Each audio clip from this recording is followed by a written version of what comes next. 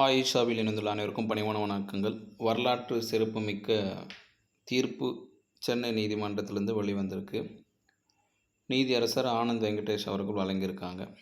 இந்த தீர்ப்பானது ஒரு பக்கம் மகிழ்ச்சியும் ஒரு பக்கம் வருத்தமும் அளிக்கிறது. வருத்தம் என்ன அப்படின்னா, இந்த நீதிமன்றத்தோட தீர்ப்பு தான் காலையில் வந்து செய்தித்தாளில் பதிவு பண்ணியிருக்காங்க. வட்டார வளமைய பயிற்றுனர்கள் ஆசிரியராக வேண்டுமென்றால் தகுதி தேர்வு தேர்ச்சி அவசியம் சொல்கிறாங்க.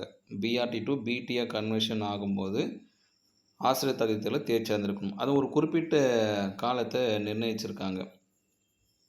ஜூலை 29 2011 பிறகு டைரக்ட் ரெக்ரூட்மெண்ட்டோ இல்லை பிஆர்டியிலிருந்து பிடிஏ கன்வெர்ட் ஆனவங்க இவங்களுக்கெல்லாம் ஆசிரியர் தகுதி தேர்வு கட்டாயம் அப்படின்ற ஒரு தீர்ப்பு வந்திருக்கு. சரிங்களா? இந்த தீர்ப்போட நகல் பிடிஎஃப் வேணும் அப்படின்னா தேவைப்படும். உங்களுக்கு இன்றைக்கி இல்லைன்னா கூட எதிர்காலத்தில் எப்போவாது தேவைப்படும். அப்படி தேவைப்படும் பொழுது இந்த குடும்ஸ் ஆப்குள்ளே போயிட்டு நீங்கள் டவுன்லோட் பண்ணிக்கலாம். இப்போவே இந்த லிங்க் இருக்குது இல்லைங்களா, இந்த லிங்க் நான் வீடியோக்குள்ளே டிஸ்கிரிப்ஷனில் தரேன். இதை நீங்கள் கிளிக் பண்ணிங்கன்னா நேராக ப்ளே ஸ்டோருக்குள்ளே போயிட்டு இந்த மாதிரி சிம்பிள் வந்து குடும்ஸ் ஆப்குள்ளே போவீங்க. உங்கள் நேம் என்ட்ரு பண்ணுங்கள். உங்களோட ஃபஸ்ட்டு நேம் உங்கள் பேராக இருக்கட்டும், லாஸ்ட் நேம் உங்கள் குவாலிஃபிகேஷன், அதுக்கடுத்து உங்கள் டிஸ்ட்ரிக் பின்கோட் போடுங்க. ஒரு ஓடிபி வரும். உங்கள் மொபைல் நம்பர் போட்டு ஓடிபி வரும். அந்த ஓடிபி என்ட்ரு பண்ண ஆப்குள்ளே வந்துடுங்க. இந்த ஆப்குள்ளே வந்து இப்படி வெர்டிக்கலாக தான் இருக்கும். இந்த அப்ளிகேஷன் வந்து ஹரிசாண்டலாக திரும்ப அது வெர்டிக்கலாக இருக்கும். வெர்டிக்கலாக ஆப் வந்து இங்கே போய் பார்த்தீங்கன்னா இங்கே மேலே இருக்க பாருங்கள், டவுன்லோட் சிம்பிள்னு இருக்கும். ஸோ இந்த டவுன்லோட் அப்படின்ற சிம்பிளை கொடுத்தீங்கன்னா உங்களுக்கு இந்த ஜட்ஜ்மெண்ட் காப்பி டவுன்லோட் ஆகிடும். இது வாட்ஸ்அப் குரூப்பில் இருக்குது. எல்லா வாட்ஸ்அப் குரூப்லேயும் இது ஃபார்வர்ட் ஆகிருக்கு. சிலருக்கு கிடைக்கலன்ற பட்சத்தில் இந்த அப்ளிகேஷன் வழியாக அந்த ஆப் வழியாக டவுன்லோட் பண்ணிக்கலாம். இன்னொரு விஷயம் என்னென்னா, எதிர்காலத்தில் தேவைப்படும் போது என்கிட்ட நீங்கள் கேட்கறதோட இந்த குடும்ஸ் ஆப்குள்ளே போய்ட்டு உங்கள் பேர், உங்கள் குவாலிஃபிகேஷன், உங்கள் ஊர், அதோட பின்கோடு, உங்கள் ஃபோன் நம்பர் கொடுத்து ஓடிபி போட்டு ஒரு டிபி செட் பண்ணி உள்ளே வந்துட்டிங்கன்னா காலகாலத்துக்கும் நீங்கள் அங்கேருந்தே டவுன்லோட் பண்ணிக்கலாம். எனக்கு கேட்க வேண்டிய அவசியமே இருக்காது. இதோட சாராம்சம் என்ன அப்படின்னு பார்த்தீங்கன்னா, இதை லாஸ்ட்டாக கொடுத்து வச்சுருக்காங்க. ரொம்ப முக்கியமான ஒரு பதிவு இந்த டெட்டு கம்பல்சரி அப்படின்னு சொன்னது. இதை கொடுத்துருக்காங்க பாருங்கள்.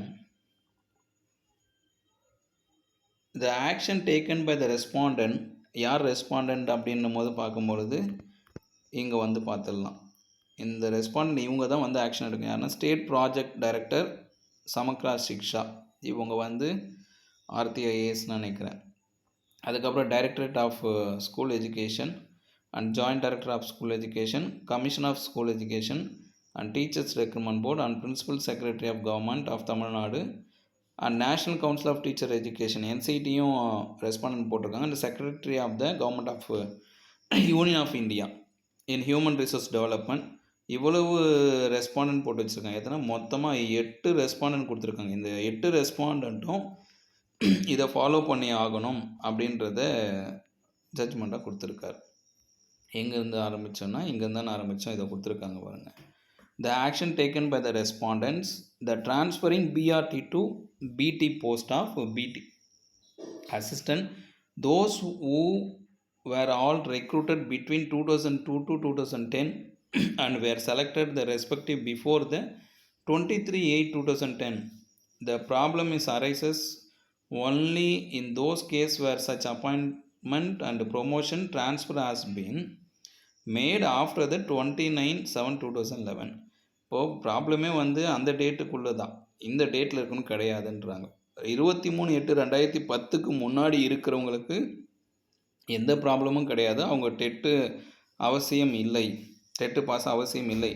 ஆகஸ்ட் மாதம் 23 2010 முன்னாடி இருக்கிற பிஆர்டிஎஸுக்கு பிடிக்கும் டெட்டு அவசியம் இல்லைன்றதை சொல்லிடுறாங்க. இதில் முக்கியமாக யார் டெட்டு எடுத்துகிட்டு வராங்கன்னா, இந்த இடத்துல எடுத்துகிட்டு வராங்க. ஒரு ஜிஓ நம்பர் மென்ஷன் பண்ணி, இந்த ஜிஓ நம்ம அடுத்த வீடியோவில் கூட பார்க்கலாம். தொடர்ந்து ஒரு வீடியோவில் ஜிஓ நம்பர் 52 டேட்டு 33/2006 என்ன சொல்லுதுன்னு அப்புறம் பார்க்கலாம். அண்ட் ஒரு லைனில் வருது பாருங்கள்.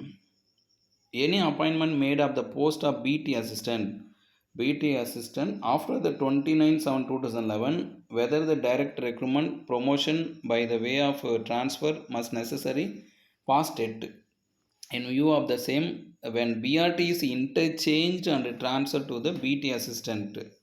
29/7/2011 to hold the position of the BT assistant. The concerned candidate must have the TET pass கொடுத்துருக்காங்க. Even though the post of BRT and BT assistant are interchangeable, it is not as it is same person will holding the dual post. So ரெண்டு post dual பண்ண முடியாதுன்றாங்க. BT2 BRT BT at any given the point of time the concerned person may be holding the post of BRT or BT assistant. BRTயா தொடர வேண்டுமென்றாலும் கண்டிப்பாக TET pass ஆகிருக்கணும், பிடியாக தொடர வேண்டுமென்றாலும் TET pass ஆகிருக்கணும். அதுதான் இந்த இடத்துல சொல்கிறாங்க. The concern person may be holding the post. அந்த பணியிலேயே தொடர வேண்டும், பிஆர்டிலேயே பணி தொடர வேண்டும் என்றாலும் டெட்டு பாஸ் ஆகிருக்கணும். பிடி அசிஸ்டண்ட்டாகவே பணியில் தொடர வேண்டும்னாலும் டெட்டு பாஸ் இருக்கணும். எந்த டேட் அப்படி கொடுத்துருக்காங்கன்னா இதுதான் 29/7/2011 ஜூலை 29க்கு அப்புறம் பணி நியமனம் பெற்றவர்கள், டிரான்ஸ்ஃபர் ஆனவங்க, கன்வர்ஷன் ஆனவங்க, பிடியிலேருந்து பிஆர்டியாக மாறி இருந்தாலும் அதே தான், பிஆர்டியிலேருந்து பிடியாக மாறி இருந்தாலும் அதே தான். அதுதான் இதுதான் சொல்கிறாங்க. The person may be holding the post. Therefore, when the person adhering the role of the BRT and it's intended by the change by the BT assistant involves the transfer of the post of BT assistant, once that happens, automatically the mandatory for prescribed by the division bench will be into the operation and for the all those transfer made by the after 29/7/2011 for the holding the post of the BT assistant it become mandatory. கிளியராக கொடுத்துட்டாங்க. And லாஸ்ட்டாக ஒரு விஷயம் கொடுக்குறாங்க. Above clarification will sufficient of the same of be kept up mind. கிளியராக மைண்டில் வச்சு பண்ணுங்கன்றாங்க ரெஸ்பாண்டண்ட்டை. So kept in mind by the official respondent when they undertake exercise of the interchangeability between BRT and BT assistant. Respondent மைண்டில் வச்சுக்கோங்க, எப்போது இன்டர்சேஞ்சபிலிட்டி பண்ணும்போது BRT to பிடியாக பண்ணும்போதும் பிடிலேருந்து பிஆர்டியாக பண்ணும்பொழுதும் அவங்க டெட்டு பாஸ் ஆகிருக்காங்கன்றத மைண்டில் வச்சு பண்ணுங்க அப்படின்ட்டு சொல்லிட்டாங்க. இவ்வளோ தாங்க இந்த நீதிமன்ற தீர்ப்பானை. இதுதான் இறுதியாக ஒன்று தெரியுது.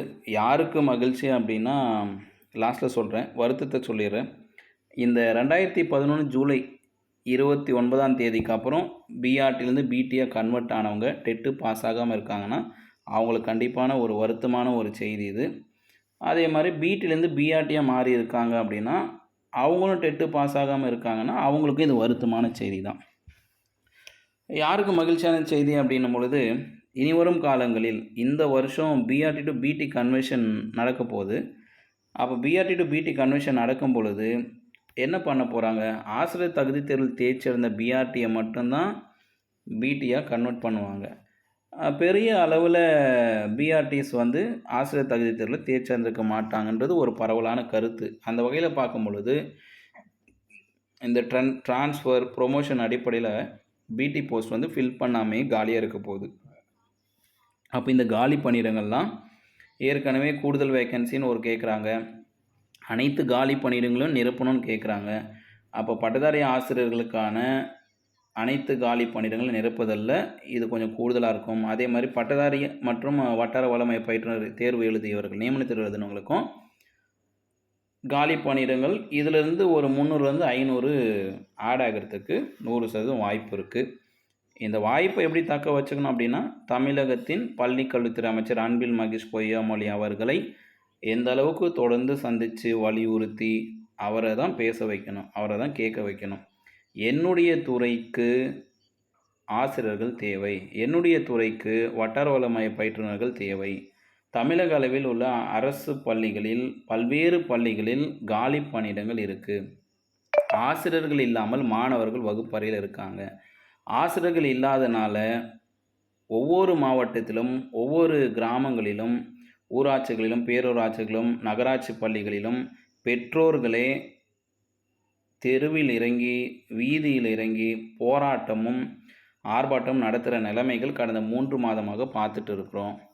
அதே மாதிரி செய்தித்தாள்லையும் வருது, செய்தி தொலைக்காட்சியிலையும் வந்துட்டுருக்கு. இந்த நிலை தமிழக அரசாங்கத்தின் பள்ளி கல்வித்துறை மீது ஒரு கரும்புள்ளி வைக்கிற மாதிரி இருக்குது. இதுக்கு முற்றுப்புள்ளி வைக்கணும்னு சொல்லிட்டு முதலமைச்சரிடம் கல்வித்துறை அமைச்சர் தான் பேசணும்.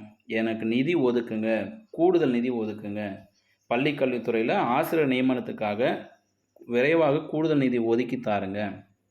அதே மாதிரி நிதி அமைச்சர்கிட்டையும் பேசணும்.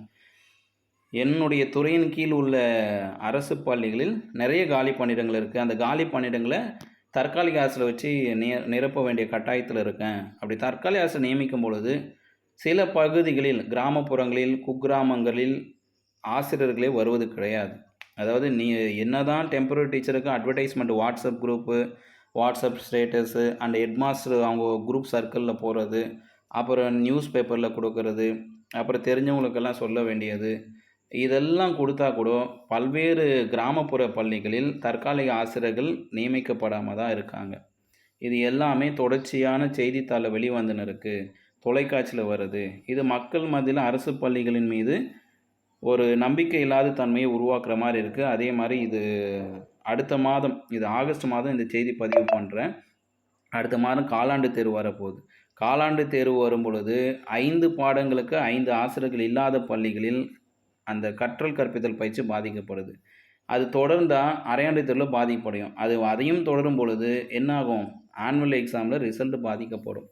அப்போ இந்த 2024-25 கல்வியாண்டில் 10ஆம் வகுப்பு தேர்ச்சி விகிதம் பல்வேறு மாவட்டங்களில் குறைவதற்கு பள்ளிக்கல்வித்துறை காரணமாகக்கூடாதுன்னா அனைத்து பாடங்களுக்கும் ஆசிரியர்களை நிரப்பியாக வேண்டும்.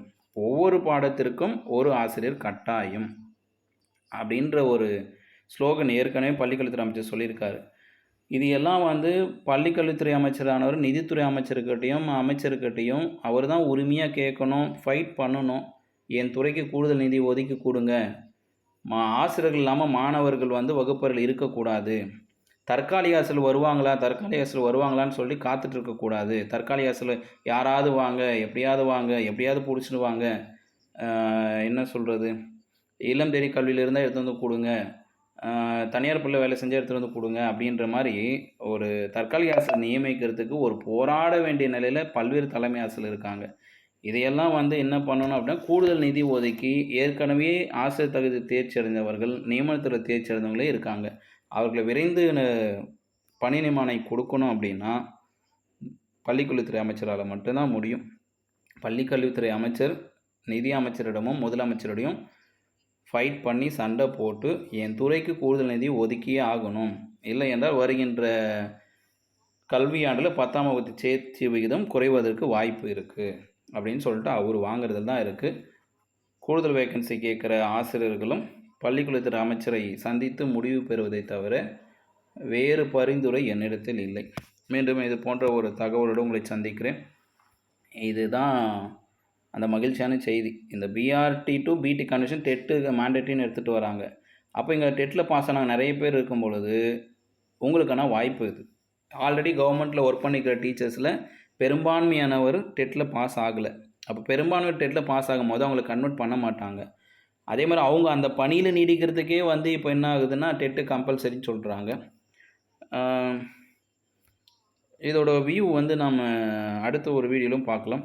இது போன்ற ஒரு தகவலோடு மீண்டும் நான் சந்திக்கிறேன். இந்த ஆயிஷாவின் யாதும் ஊரே யாவரும் கேளீர். மறக்காமல் டிஸ்கிரிப்ஷன் லிங்க் இருக்குது, கிளிக் பண்ணி அந்த ஜட்ஜ்மெண்ட் டவுன்லோட் பண்ணிக்கோங்க. அப்புறம் இந்த சேனலை சப்ஸ்கிரைப் பண்ணவங்க சப்ஸ்கிரைப் பண்ணி வச்சுக்கோங்க.